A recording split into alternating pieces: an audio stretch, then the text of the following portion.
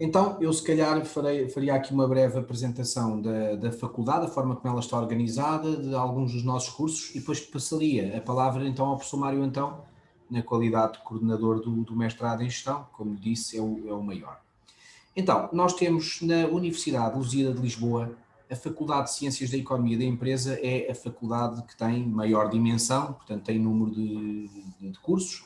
Nós temos 6 licenciaturas, 3 mestrados, um doutoramento que apesar de tudo está descontinuado e estamos a tratar de abrir um novo, e temos 3 pós-graduações e um MBA.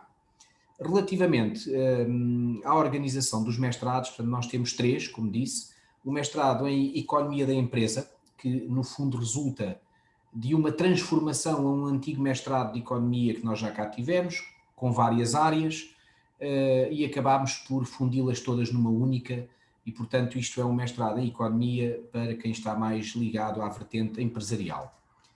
Depois temos o mestrado em Gestão, com 2 áreas, uma de Finanças e uma de Marketing, da qual o professor Mário Antão falará mais daqui a pouco.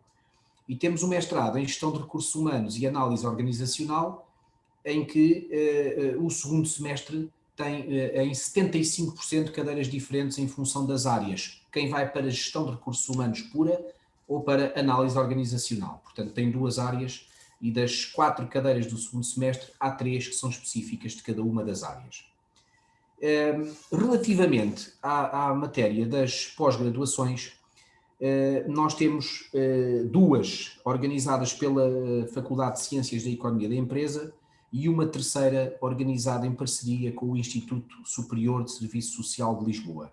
Também desta pós-graduação, começo já por esta, é Gestão das Entidades da Economia Social, é co-coordenada também pelo professor Mário Antão e pelo professor Duarte Vilar, que é o diretor do Instituto Superior de Serviço Social de Lisboa. Trata-se de uma pós-graduação para quem está mais vocacionado para o terceiro setor, o setor social e solidário, no qual reconhecidamente faltam muitas ferramentas de gestão, falta muita formação a esse nível, e a Lusíada pretende preencher esse gap formativo, dando aqui um enfoque particular à área da gestão de entidades do setor social e solidário. Trata-se de uma pós-graduação com horário ainda a definir, em função dos alunos que vierem inscrever-se, com a duração de 100 horas letivas. Relativamente à pós-graduação de investimento em bolsa, é uma pós-graduação muito específica que tem funcionado já há alguns anos de forma bastante positiva, tem 70 horas letivas e funciona às terças e quartas-feiras entre as 19 e as 22. Portanto, período noturno, pós-laboral, terças e quartas-feiras, num total de 70 horas. Finalmente, temos a pós-graduação em Gestão de Serviços de Saúde. Esta é a pós-graduação que maior sucesso tem tido aqui na nossa faculdade. Trata-se de uma pós-graduação antiga, com um corpo docente de altíssimo gabarito que vem do setor da gestão da saúde. Ela tem 250 horas letivas, portanto é carregada e funciona ao longo do ano letivo às sextas-feiras à noite e aos sábados de manhã. Portanto é um horário simpático para profissionais que trabalham e portanto querem especializar-se nesta matéria e portanto isto digamos que não se sobrepõe em norma, em geral, com o horário de trabalho. Eu entretanto, eu estou aqui a partilhar o ecrã principal que tem os mestrados todos da universidade desagregados aqui por faculdade.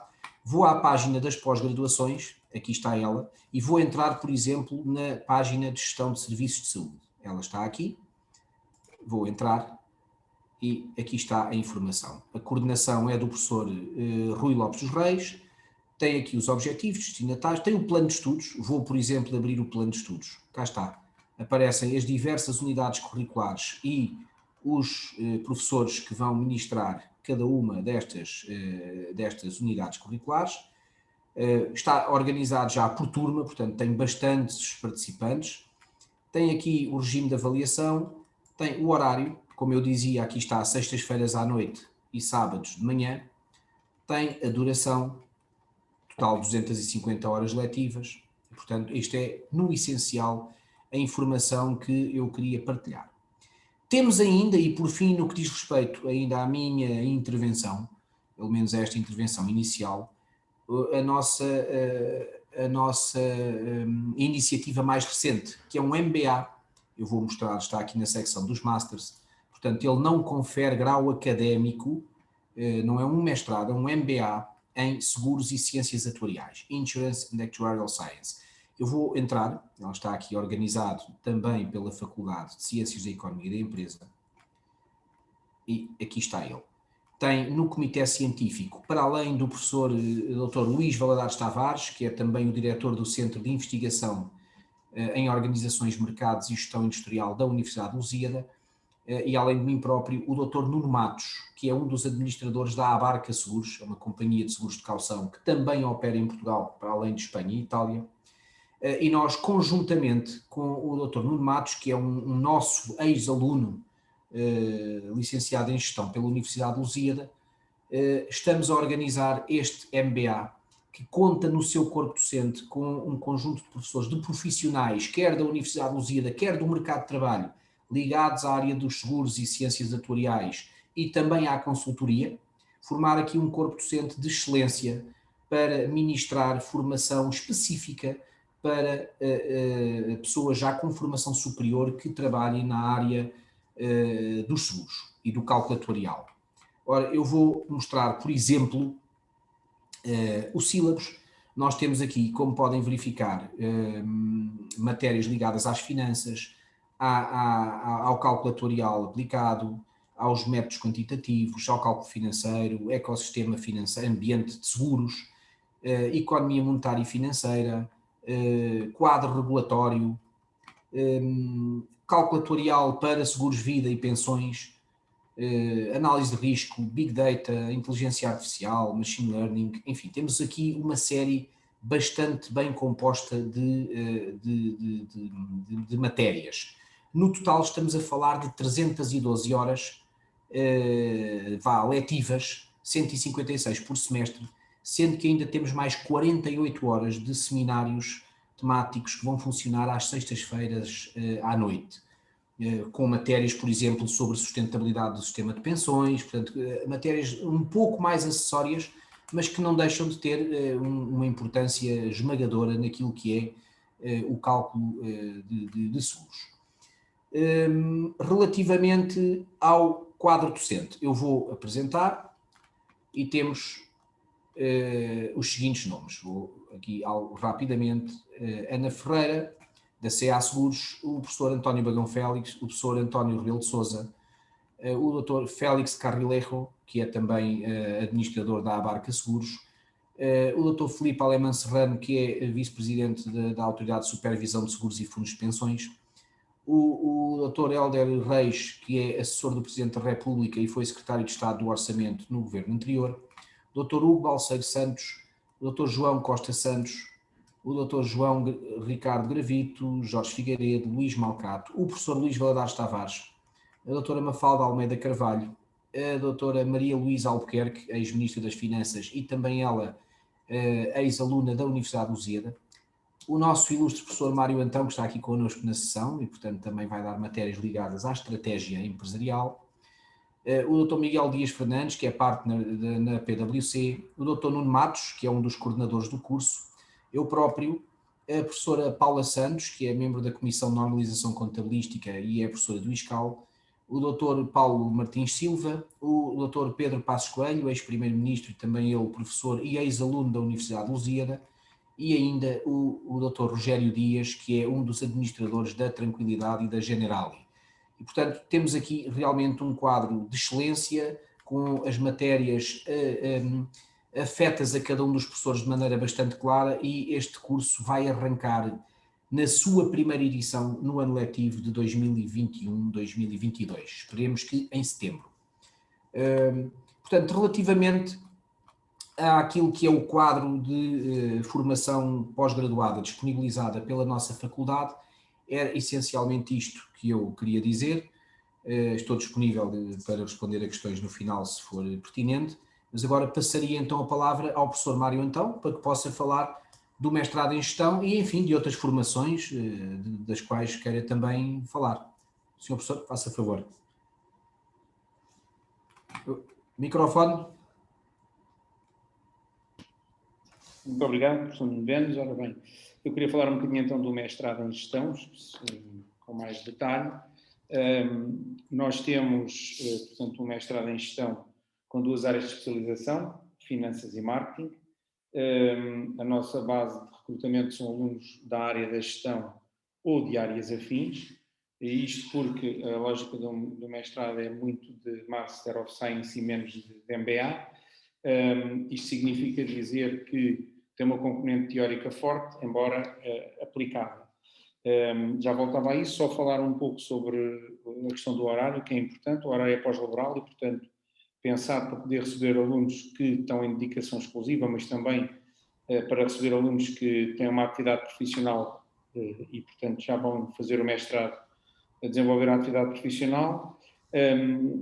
Dizia há bocado há pouco que o mestrado tem uma componente teórica forte, mas nós temos uma preocupação grande ao nível da aproximação da realidade teórica à realidade empresarial.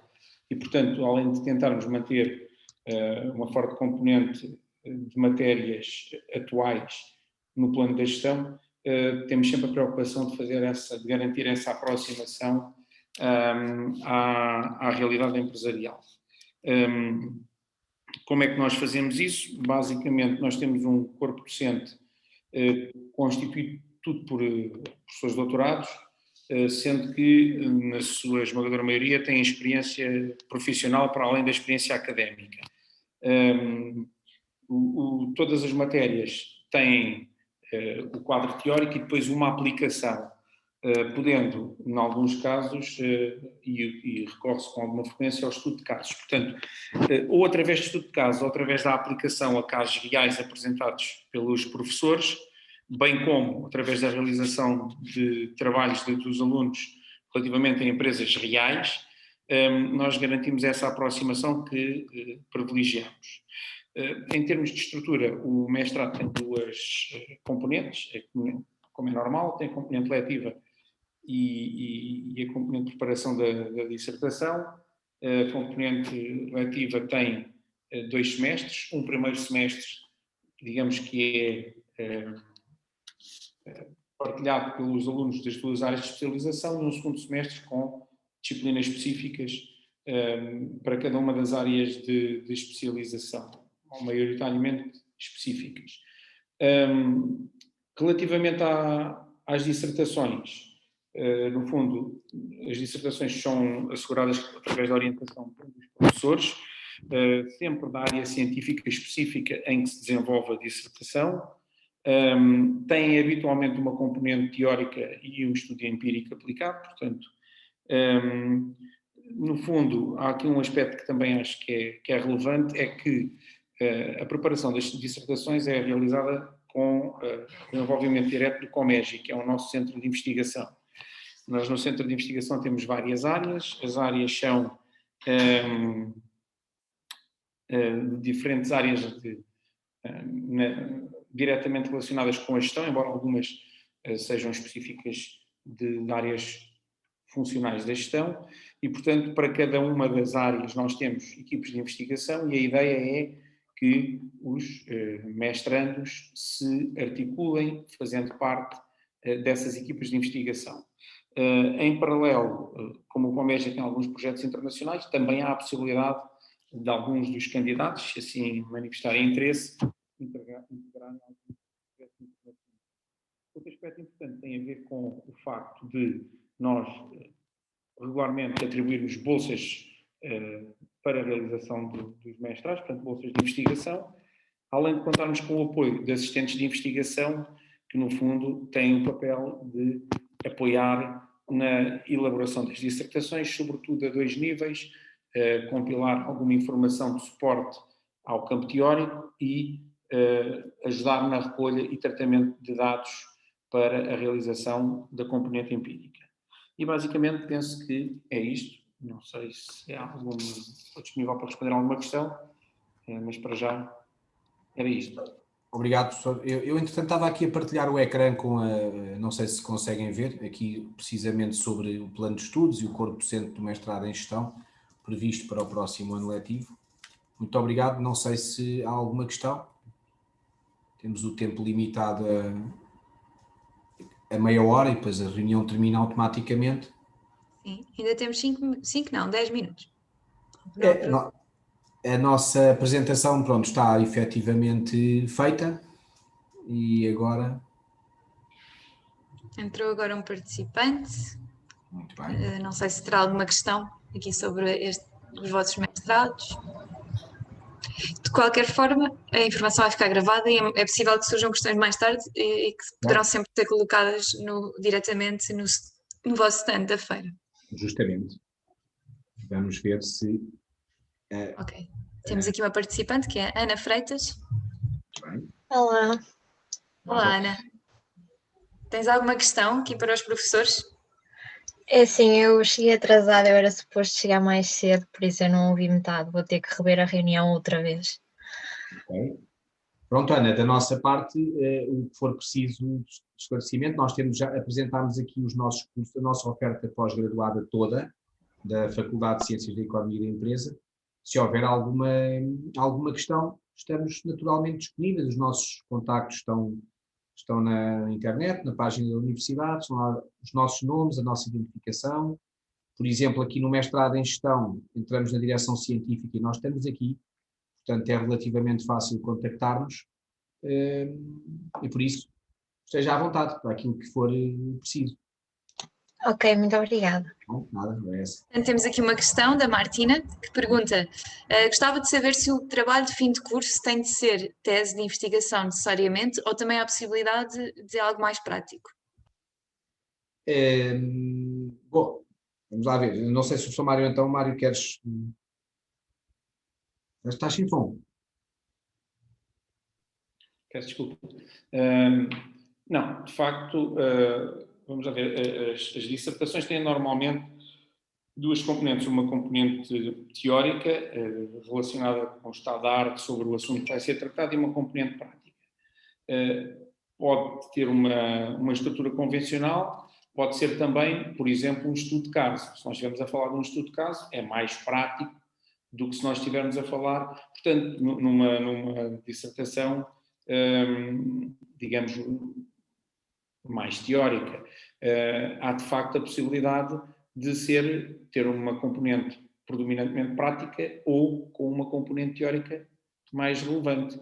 Não é muito comum haver dissertações sem uma componente prática, não é muito prática, não é muito praticado na universidade.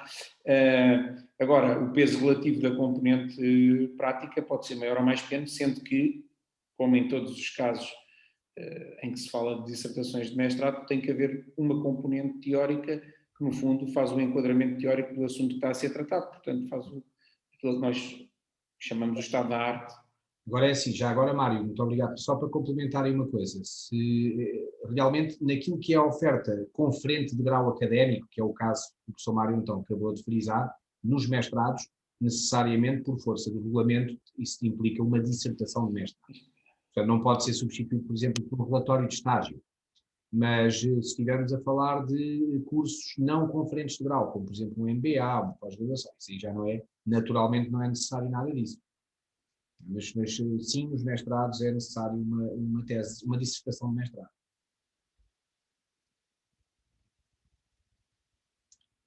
Não sei se há mais alguma questão.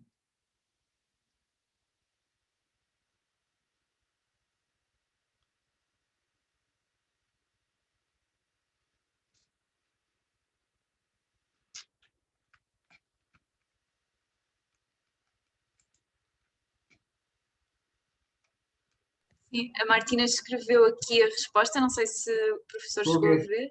Perfeito, obrigada. Se o perfil de aluno prevê a possibilidade de alunos de outras áreas, também sou da área de comunicação social, já com bastante experiência no mercado. Ora bem, sim, posso responder a esta questão e é o seguinte. À partida, o nosso regulamento é claro. Um aluno que venha com licenciatura em cursos cuja área científica predominante ou cujas áreas científicas predominantes também sejam as mesmas do mestrado para o qual se candidata, tem entrada automática. Se ainda assim, mesmo que o aluno venha de uma área afim, também pode entrar desde que aprovado pelo Conselho Científico. e normalmente não há problemas com esse tipo de acesso. Não sendo o caso, e portanto aqui a Martina, segundo vejo, vem da área da comunicação social, com bastante experiência no mercado de trabalho. E aí, mais uma vez, aqui passamos para a análise curricular, ou seja, não sendo a Martina da área da gestão, não sendo licenciada em gestão nem em área similar, então teremos de ver qual é a experiência profissional comprovada, claro, que a Martina depois apresenta, e se o Conselho Científico entender que isso substitui uma base formativa sólida para adquirir estes skills em gestão, ela entrará sem problema. Mas não é uma entrada automática como seria se ela viesse da área da gestão. Portanto, temos algumas situações destas, como estudantes com experiência profissional relevante, que depois lhes permite aceder aos cursos de mestrado. Mas terá de ser sempre uma aprovação após apreciação pelo órgão científico competente, não é automático.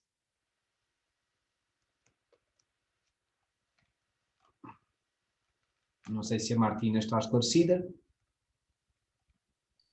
A Martina respondeu, ok, obrigado. Ok, tá. Sim, obrigado. E respondeu novamente. Muito bem. Mas, Pronto. Martina, se quiser, entre em contacto connosco para nós podermos fazer uma avaliação. Eu vou, entretanto, colocar aqui sobre o seu currículo e podemos dar-lhe uma opinião mais, digamos, suportável. Eu vou pôr aqui já agora o meu e-mail e também o do professor Mário Antão, enquanto coordenador do curso.